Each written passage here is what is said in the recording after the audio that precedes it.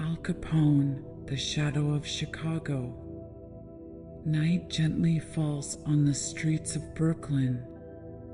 The streetlights cast a yellowish glow on the damp sidewalk where footsteps echo like a quiet whisper. It is here, in this corner of the world where dreams brush against shadows, that the story begins of a man who would become the living legend of American organized crime, Alphonse Gabriel Capone. Close your eyes. Breathe deeply. Let yourself be carried away by the tale of an era where the line between right and wrong was as blurred as the fog enveloping the alleys of Chicago.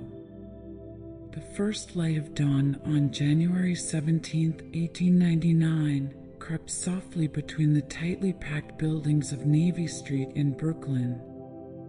A light mist cloaked the cobbled streets, blurring the outlines of brick facades and creating a world of twilight and mystery. In a small apartment in the heart of the Italian neighborhood, Teresa Capone struggled. Her breathing was labored, her hands clutching the worn sheets of their shared bed. Gabriel, her husband, stood nearby, his face grave, his calloused barber's hands trembling imperceptibly. The midwife, an elderly woman with an experienced gaze, murmured, "It's time, Teresa. Be strong." A cry broke the silence of the room. A newborn had just entered the world, letting out his first wail in this realm of toil and hope. Alphonse Gabriel Capone had arrived. Gabriel observed his son with a mix of pride and concern. A 28-year-old Italian immigrant, he had left the hills of Castellamare del Golfo in Sicily for this new world full of promises. His American dream was simply to provide for his family and offer a better future. Teresa, exhausted but radiant, held the newborn to her chest. Her eyes shone with determination that went beyond fatigue. Having already given birth to 6 children, she knew each newborn symbolized hope, a chance. "Look at him, Gabriel," she said softly. "He has my father's eyes." The apartment was small but clean. A single bed, a few chairs, a small table.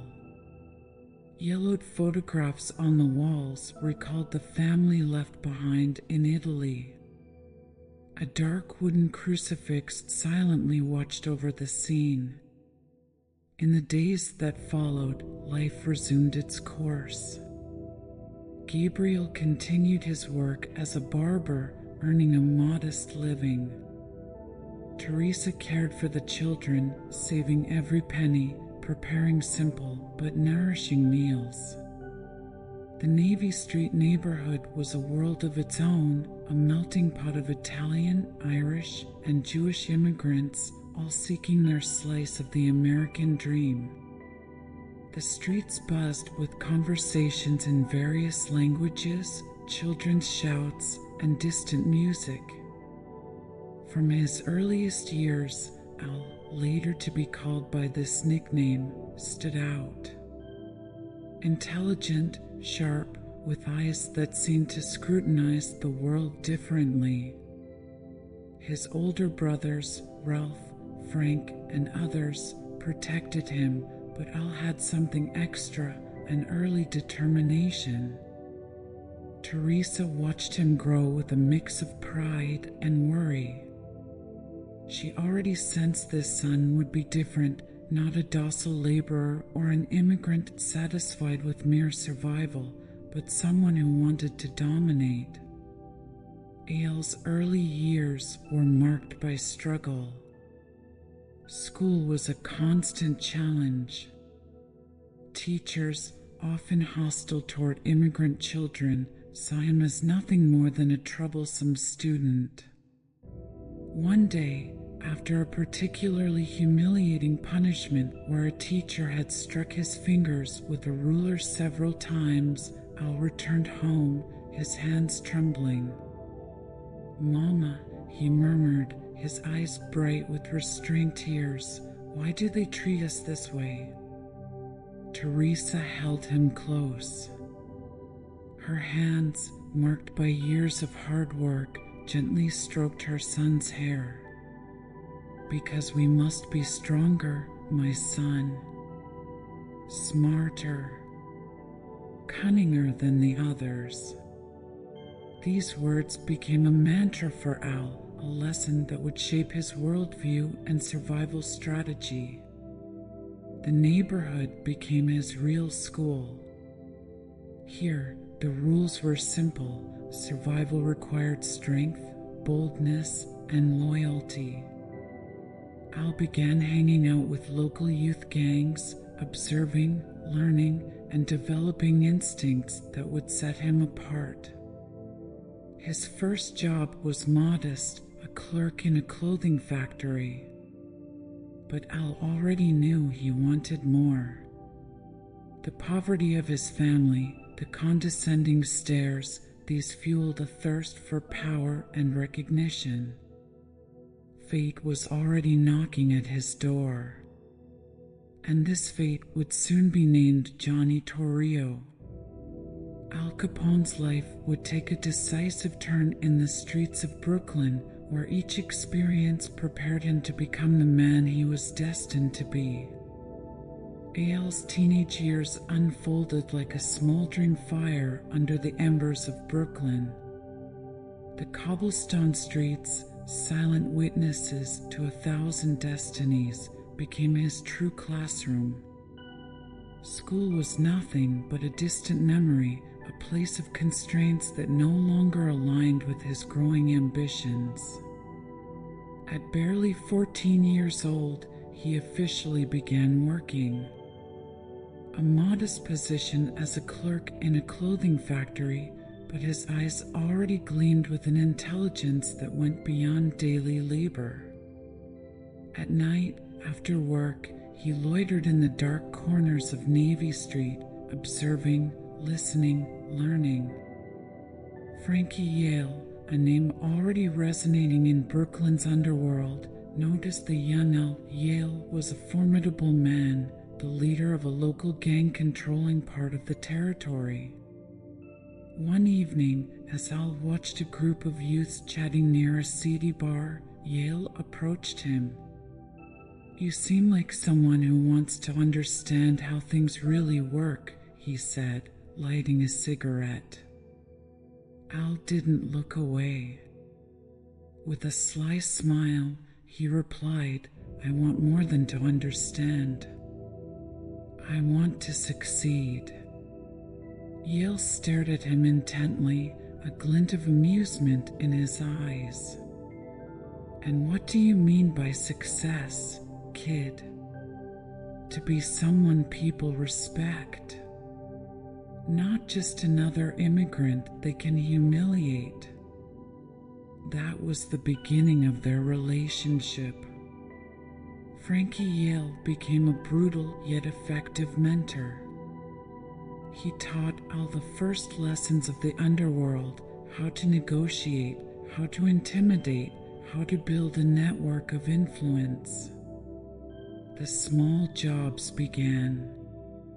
At first, simple tasks, protecting businesses, collecting debts, ensuring the security of certain transactions. Al learned quickly. His natural intelligence and ability to read people helped him advance rapidly. His mother, Teresa, sensed the change. During family dinners, she observed her son with a mix of worry and pride. One evening, she confronted him directly. "Al, these people you're hanging around with, this isn't a good path." He looked at her, his gaze already hardened despite his youth. "Mama," It's the only path that will get our family out of poverty. Years went by. Al grew up, earning a reputation as a tough guy. His first real scar, the one that would later earn him the nickname of Scarface, was inflicted during a bar fight. A dispute that could have broken him but only strengthened his determination. Johnny Torrio was starting to hear about this young man. A certain Al Capone who feared nothing, intelligent and ambitious. Reports described a boy who understood the unwritten rules of power far better than most men twice his age. One autumn evening, as fallen leaves danced on the Navy Street sidewalks, Torrio decided it was time to meet this young man everyone was talking about. The meeting would change everything. Capone's fate was about to take a sharp turn, and with it, the face of American organized crime. The first meeting between Johnny Torrio and Al Capone resembled a subtle dance of power. One October evening in 1920, in a quiet cafe in Brooklyn, two worlds would collide. Torrio was already a legend in organized crime. Short, elegant, his piercing eyes radiated intelligence. Unlike the brutish gang leaders of the time, he was a strategist, a man who saw crime as a business, not a battlefield. "I've heard about you, Al," he said, lighting a cigar. "Frankie Yale says you've got something different." Al, aware of the moment's importance, stayed calm. "I'm ready to learn," he replied simply. Torrio studied the young man. He saw beyond the surface. Al wasn't just a street thug. He had ambition, a rare strategic intelligence. Brutality could be taught, but this political sense, this instinct for opportunities, that was a gift. "Chicago interests me," Torrio explained. "Brooklyn is suffocating. Over there, everything is possible. Prohibition is going to transform the country. And whoever controls alcohol will control everything." That night, Al Capone's destiny was sealed. Torrio offered him more than a job. He offered him a school of power, an opportunity to completely reinvent himself. The journey to Chicago was symbolic. Al left behind Brooklyn, its narrow streets, his family. He was heading for a new world where his immigrant origins would be either his greatest weakness or his ultimate strength. Chicago welcomed him like a predator welcomes its prey. The city was different from Brooklyn. Bigger, more complex, with invisible but omnipresent power networks. Immigrants lived side by side, but each community was its own kingdom. Torrio introduced him to his organization. The early days were humble. Al worked as a bartender, then as a bodyguard, observing, learning. Every transaction, every interaction was a lesson. Power, Torrio often told him, is not taken. It is built. Patience and intelligence. Prohibition became their playground. The alcohol ban, enacted in 1920, had become the criminal opportunity of the century. Every bottle of bootleg whiskey was more than just a product. It was an act of defiance against a system that had marginalized them. Mae Brown entered his life during this period.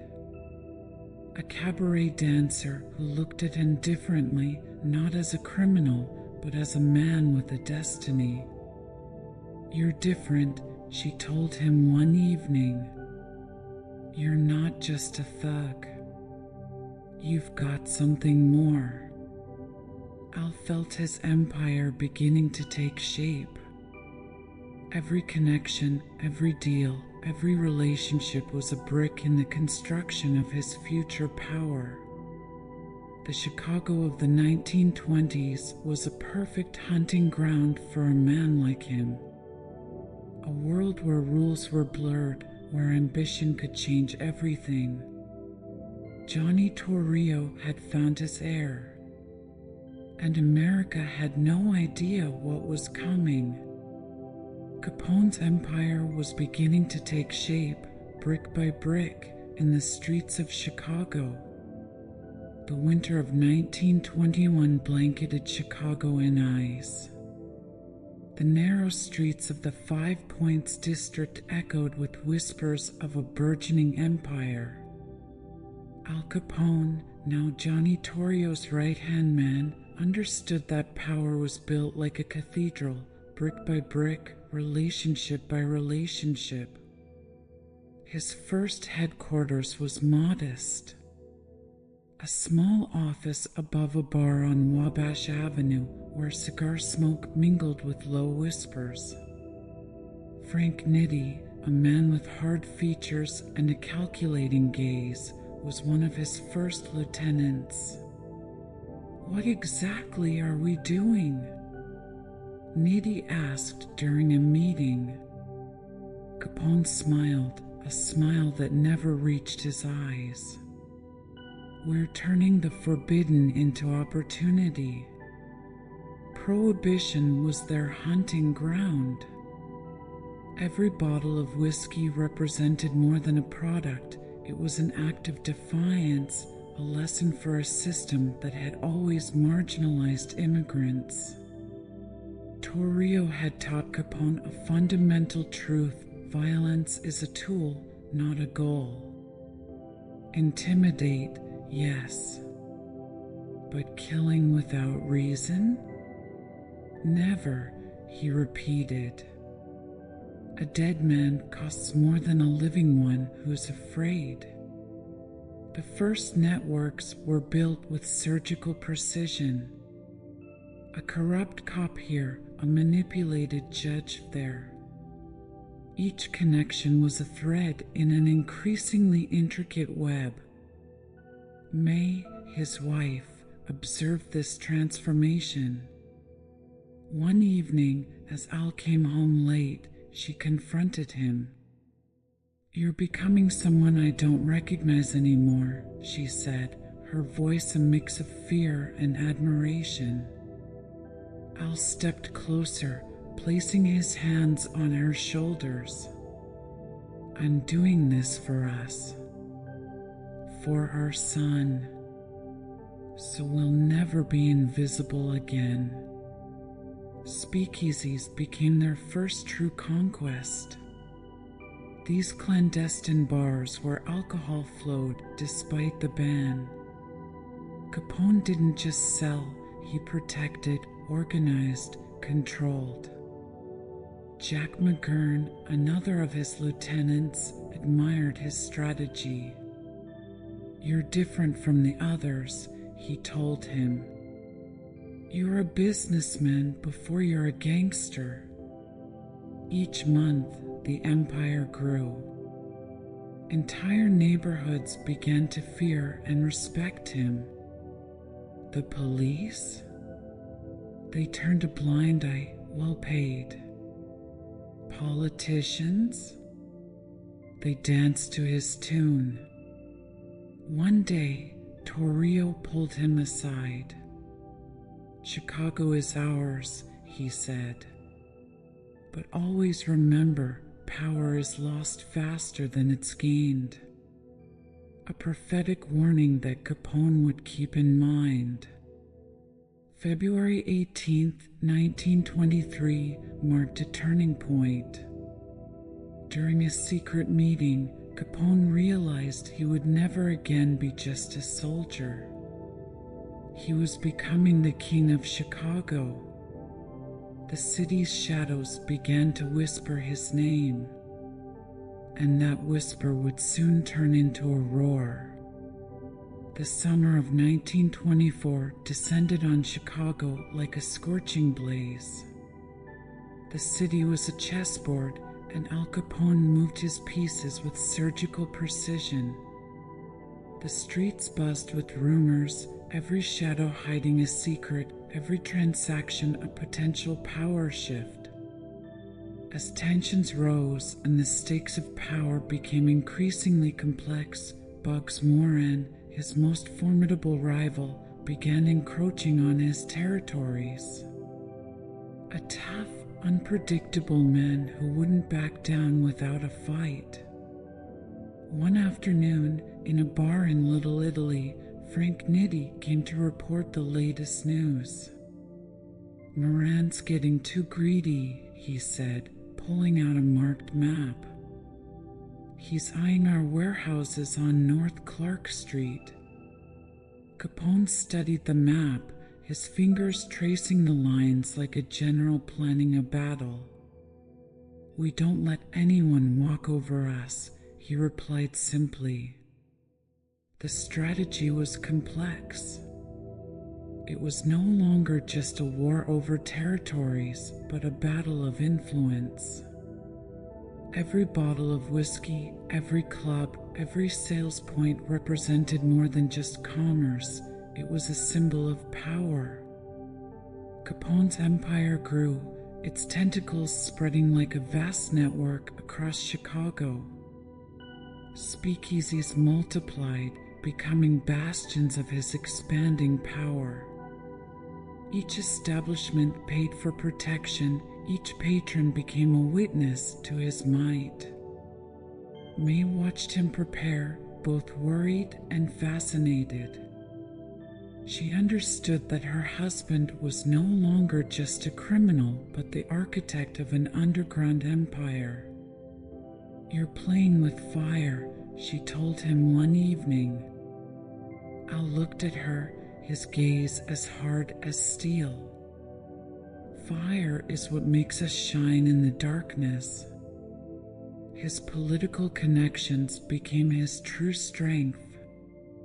A corrupt judge here, a cop on his payroll there.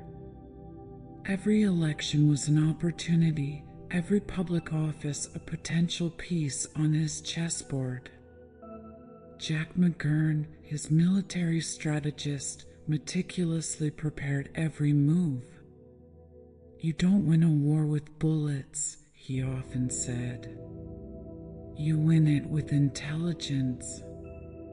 One evening, during a secret meeting, Torrio looked at his protege with a mix of pride and concern. "You're moving too fast," he warned. "Speed attracts attention." But Capone only knew one speed, his own. The empire grew, relentless, stronger and more complex with each passing day. The shadows of Chicago were beginning to take on a name, and that name was Capone. As the years went by, Chicago became his kingdom, a realm built on underground deals, political connections, and calculated violence. Every street corner seemed to pulse with the rhythm of his strategy. Speakeasies had multiplied, becoming the economic lungs of his organization. Liquor flowed freely, defying the national prohibition. But Capone wasn't just selling. He protected, organized, and controlled every transaction with the precision of a CEO rather than a gangster. May watched him, torn between admiration and fear. Their son, Albert "Sonny" Capone, grew up surrounded by this constant atmosphere of power and danger. One day, Al told him, "All of this will be yours." But power comes at a price, and Capone was ready to pay it, no matter the consequences. The autumn of 1929 fell over Chicago like a gray shroud of mist. The first tremors of the stock market crash began shaking America, but for Al Capone, the economic rules seemed different. His empire thrived while others crumbled. Elliot Ness had made his appearance, a young federal agent with fierce determination, posing a new threat to Capone's organization. Unlike the local police, who were easily corrupted, Ness seemed immune to intimidation or bribery. "That man is dangerous," noted Frank Nitti during a strategic meeting.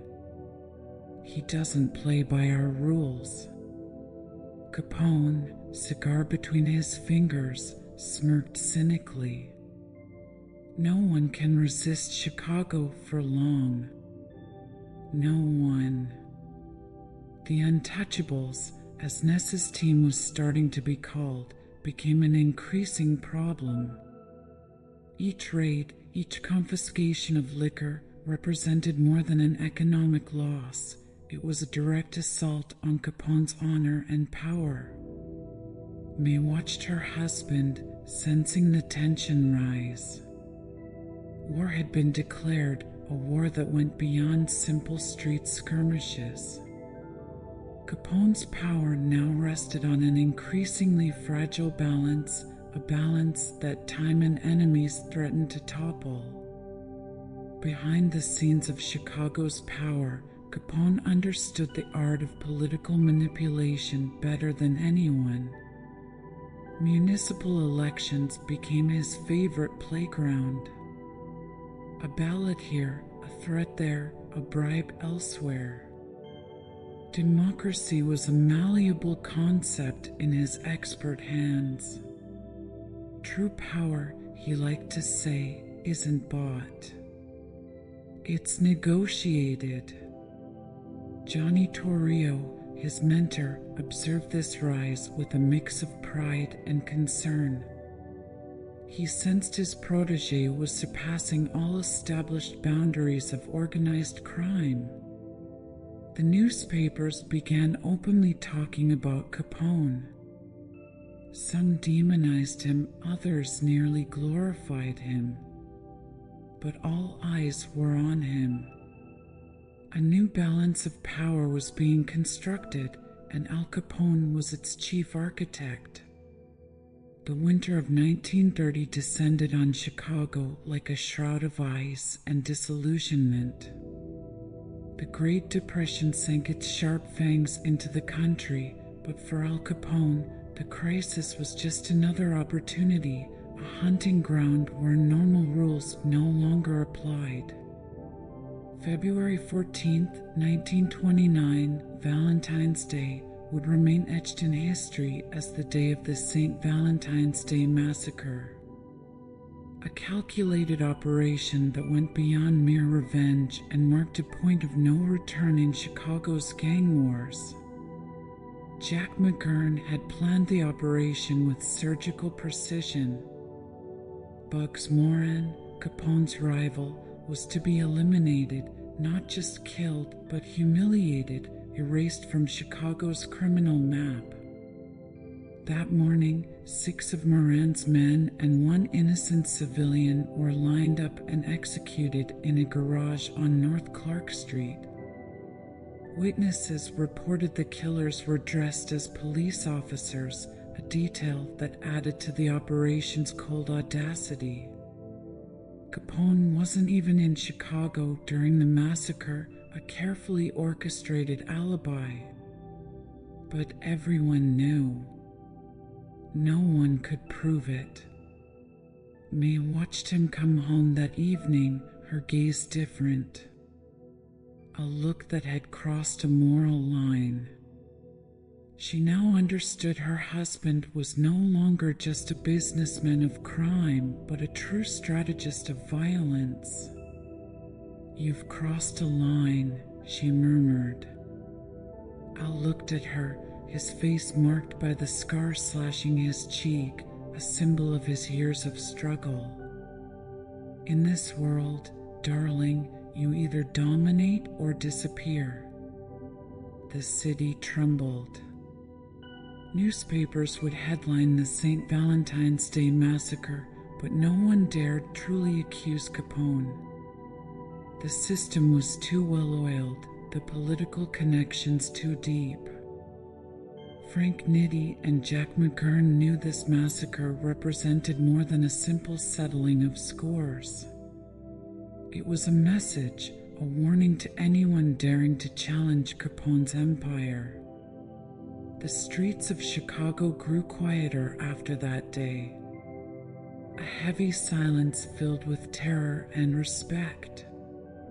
Capone's reign reached its peak. Elliot Ness represented more than just a federal agent. He embodied a morality, a will for justice that seemed to defy Chicago's very laws.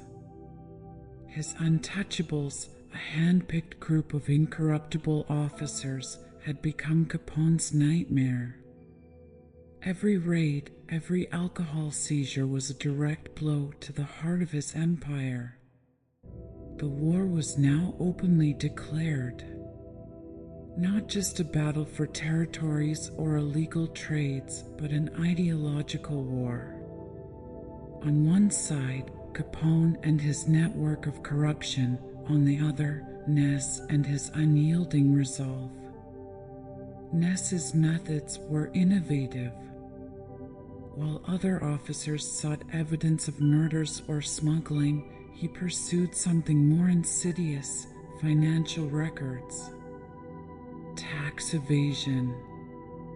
"We won't bring him down for his crimes," he told his men. "We'll bring him down for his taxes." A meticulous process began. Every transaction, every source of income was scrutinized. A painstaking effort that would gradually chip away at Capone's empire. October 17, 1931 marked a turning point. Capone was formally charged with tax fraud and violation of Prohibition laws. The trial became a national event. More than just a legal case, it was the trial of a system, an era. May attended the hearings, her face expressionless. Her husband, the man she had known as an ambitious immigrant, was now sitting in the defendant's chair. Capone's fall had begun. But in this fall lay countless mysteries and secrets yet to be unveiled. Alcatraz stood as a fortress of stone and steel in the middle of San Francisco Bay. A world apart, a closed universe where the usual rules of power disappeared. Al Capone, the man who had ruled over Chicago, was now reduced to a number 85. His transfer had been a spectacle. Journalists from across the nation, stern-faced federal agents, and a prisoner walking tall, as if he still commanded authority even within these walls. His first years at Alcatraz were a constant struggle. Adapting was not in his nature. Capone, used to controlling everything, found himself in a world where every move was monitored, every action regulated. May visited him, traveling across the continent with their son Sonny. These moments were precious, brief conversations, looks filled with unspoken words. The outside world seemed entirely different now. Prison was not just a place of punishment. It became a new playing field for Capone. He quickly understood that even here, power could be negotiated. Contacts with other inmates, arrangements with certain guards. But another, more insidious battle had begun. Syphilis, a disease he had carried for years, started to erode his mind. The doctors knew a slow but inevitable degeneration. Johnny Torrio, his former mentor, would occasionally visit. These visits were like meetings between two strategists analyzing the past, sketching possibilities for the future. "You went further than I ever imagined," Torrio admitted. "But at what cost?" Capone reflected. His life was a complex novel, the immigrant who built everything, the man who defied a system, the criminal who became a living legend. The newspapers still wrote about him. Every rumor, every story became part of the Capone myth. Reality and legend intertwined. May watched his decline. The man she had known as so powerful, so commanding, was now diminished. The disease was consuming him from within more ruthlessly than any enemy ever could. Florida in 1939 was a world far removed from the glories of Chicago. A property on Palm Island, a life slowed by illness. AlCapone, aged 40, now resembled a shadow of his former self. Syphilis advanced like a predator. At times, he was lucid and strategic, at others, lost in delusions that echoed his years of power. May remained by his side, torn between compassion and exhaustion. Their son Sonny grew up in this strange atmosphere. A teenager aware of the weight of his legacy, torn between pride and shame. Former lieutenants continued to reach out.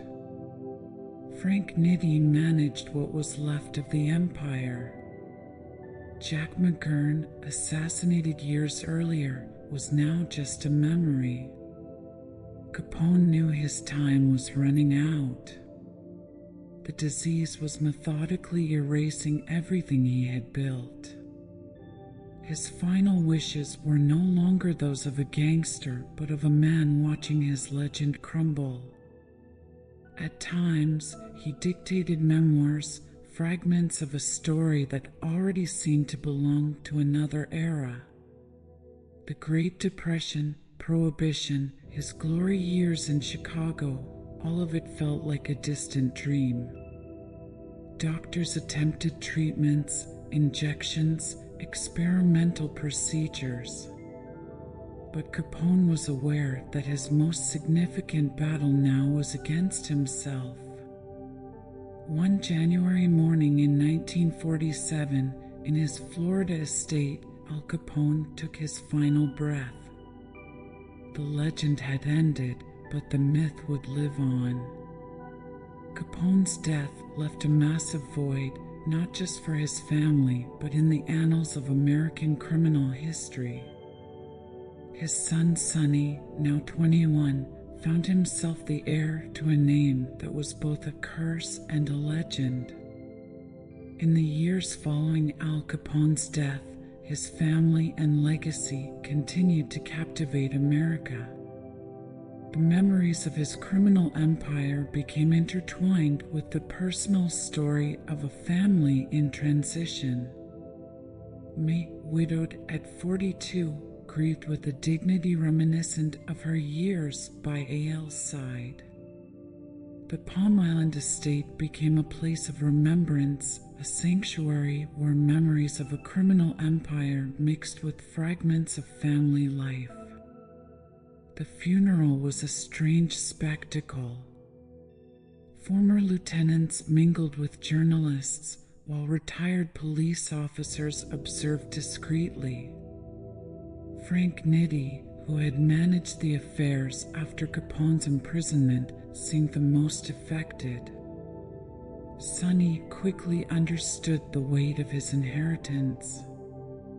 His father had become more than a man, he was an American myth. An immigrant who defied the system and built an empire from nothing. As American society entered a new era, the Capone family sought a path between a criminal past and a reimagined future. Sonny enrolled at the University of Miami, a bright young man marked by his family history but determined to carve his own path. The stares of other students were a mix of curiosity and wary respect.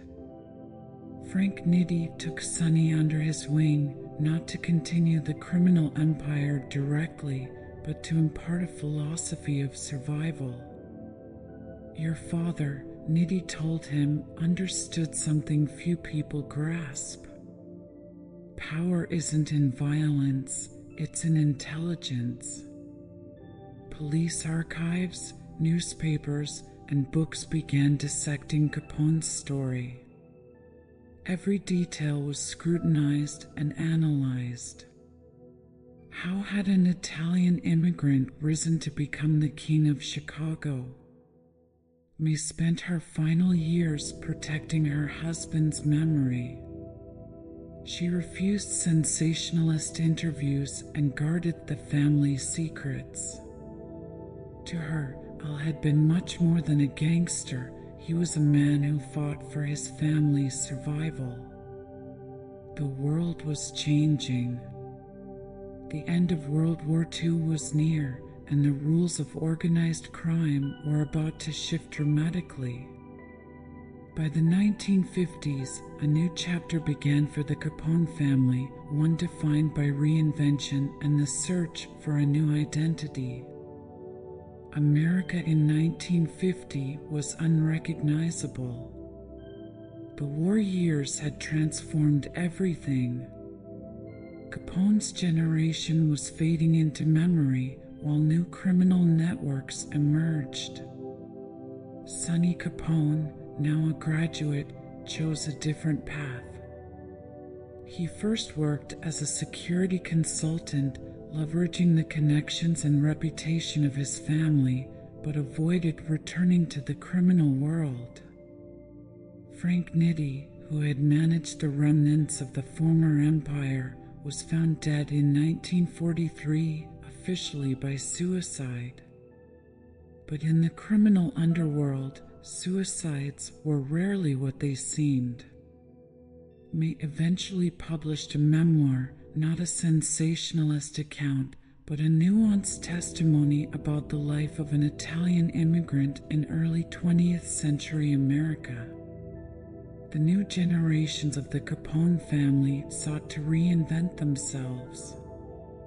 Some emigrated, while others changed their names. Capone's legacy had become both a burden and a legend. The police archives still held many secrets. How many stories remained untold?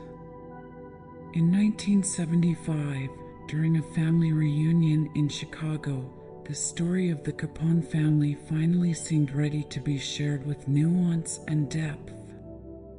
Sonny Capone spoke openly about his father for the first time, not as a gangster, but as an immigrant who had fought to survive. My father, he said, was more complex than what the newspapers portrayed. A man caught between his ambition and the constraints of a system that rejected him. The legend of Capone would endure. Greater than the man himself, more significant than his criminal acts. An American story of transformation, power, and survival.